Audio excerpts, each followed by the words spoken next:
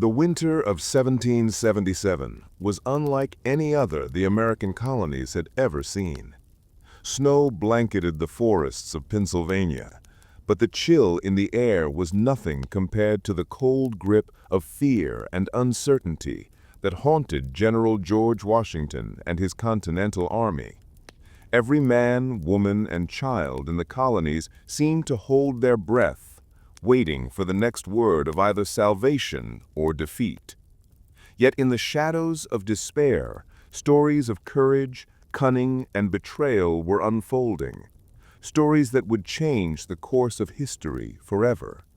The story begins with General Washington at Valley Forge, a place that would come to symbolize both the suffering and resilience of the fledgling American army. It was December 19th, 1777, and Washington rode along the frost-covered encampment, observing the ragged men who were barely clothed against the harsh winter. Many of them had lost toes and fingers to frostbite. Others were on the brink of despair. Supplies were scarce, and rumors of desertion spread like wildfire. Yet Washington knew that the survival of the army was critical for the Revolution. If Valley Forge fell into chaos, the dream of an independent America could die before it truly began. Despite the physical hardships, the camp was a place of unusual ingenuity and determination. Baron von Steuben, a Prussian military officer, had arrived just weeks earlier. Though he initially faced suspicion from American officers, his experience in European battlefields quickly proved invaluable.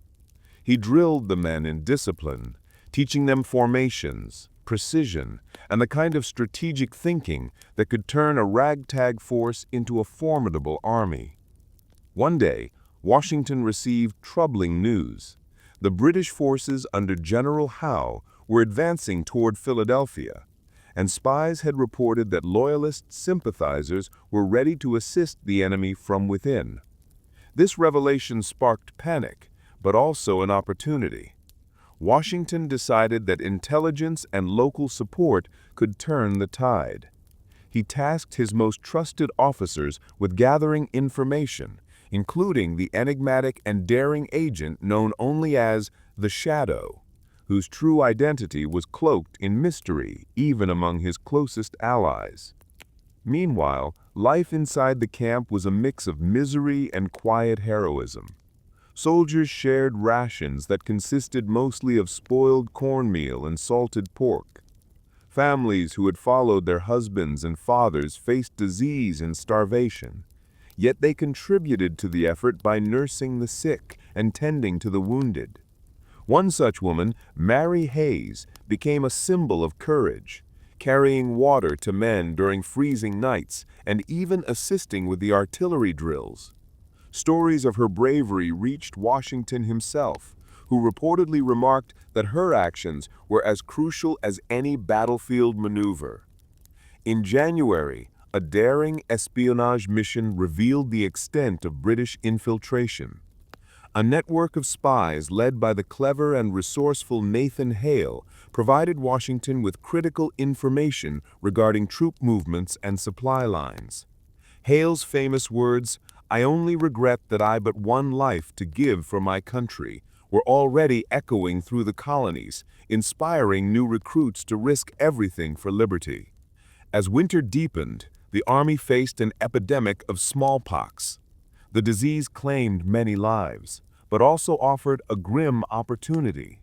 Those who survived gained immunity, and Washington made the controversial decision to implement early inoculation measures.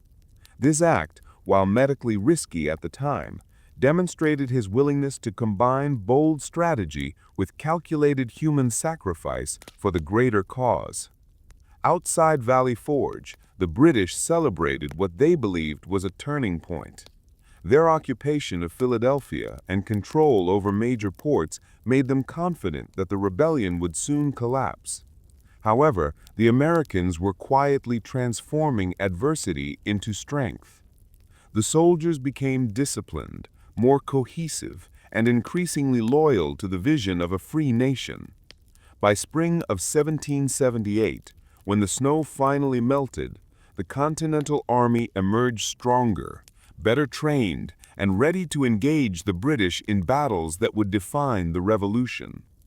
Among the remarkable stories of this period was that of the Choctaw and Cherokee allies who assisted the Continental Army in secret operations. While the historical record often overlooks their contributions, contemporary reports indicate that Native American scouts provided critical intelligence on British movements, guiding American forces through treacherous terrain and ambushing supply convoys. This alliance illustrated the complexity of the conflict, where motivations were interwoven with survival, political gain, and loyalty to a larger cause. Washington's leadership during Valley Forge became legendary, not only for strategic brilliance, but also for personal resilience. He frequently rode through the camp at night, checking on soldiers, offering words of encouragement, and observing the conditions firsthand. His presence was both a morale booster and a subtle form of psychological warfare against the British, who were convinced that the American army would crumble under the harsh conditions. One pivotal moment came in February 1778, when Washington received intelligence about an impending British offensive aimed at cutting off supply lines near the Delaware River. The general only had days to organize a defense. Utilizing a combination of fortifications, small mobile units, and deceptive maneuvers taught by von Steuben, Washington successfully thwarted the British plan. The victory was not widely celebrated at the time, overshadowed by the broader war, but it was a turning point for the Army's confidence. Soldiers began to see themselves as more than mere rebels. They were becoming a professional force capable of challenging one of the most powerful empires in history. The hardships of Valley Forge also revealed human frailty and resilience. Personal stories emerged, men writing letters to loved ones, mothers visiting the camp to provide comfort, soldiers crafting makeshift toys for children in the encampment. These vignettes of ordinary life amidst extraordinary circumstances humanized the Revolution, reminding both contemporary observers and future generations that history is not merely a sequence of dates and battles, but a living story of human endeavor, ingenuity, and heart. The lessons of Valley Forge reverberated far beyond the winter of 1777-1778. They provided a blueprint for leadership, resilience, and strategic thinking that would influence military and civic leaders for generations. Washington's example, combined with the collective efforts of countless individuals, demonstrated that even in the bleakest circumstances, vision, courage, and collaboration could prevail against formidable odds. The narrative of Valley Forge stands as a testament to the extraordinary within the ordinary. It is a story of suffering and triumph, despair and hope, chaos and meticulous planning. It reminds us that history is not only made in grand proclamations or dramatic battles, but in the quiet, determined acts of those who refuse to surrender to circumstance.